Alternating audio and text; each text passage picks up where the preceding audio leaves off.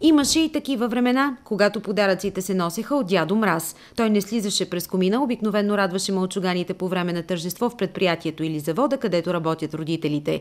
Това пък се случваше не на Коледа, а на Нова година. Новото време донесе и нов герой – дядо Коледа, който радва децата на връхбъдни вечер. Има страни обаче, в които дядо Мраз е все още жив.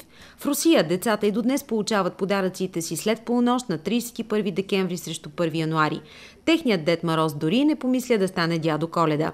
Там той дефилира не в традиционната червена, а в синя одежда.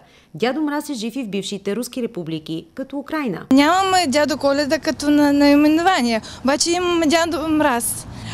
Той традиционно е придружен със своята внучка Снегуронька, или Снегурочка, руски вариант. А също някой вариант има такъв, че той е придружен и с малко момче, който символизира Нова година. Стоян Сарданов е актьор в драматичен театър Пловдив. Изиграл е хиляди роли и като дядо Мраз, и като дядо Коледа. Казва, че не открива разлика между двамата, защото и тогава и сега целта е една и съща – да се дари радост. Аз ходя, т.е. замесвам дядо Коледа, в тези години, като го няма него, повече години, колкото сте вие. Вече над 40 кусур години и го правя с огромно удоволствие, защото аз обичам децата. И като ги гледам как реагират, как ме гледат с упорени големи очи, как те вярват, то човек не може да не вярва.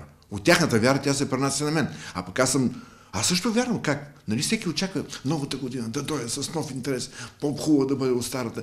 Първообраз на дядо Коледа всъщност е Свети Николай, който е раздал богатото си наследство като подаръци на нуждаещите се. Особено щедър бил към децата. С придобиването на епископски сан се появили червеното на метало и бялата брада.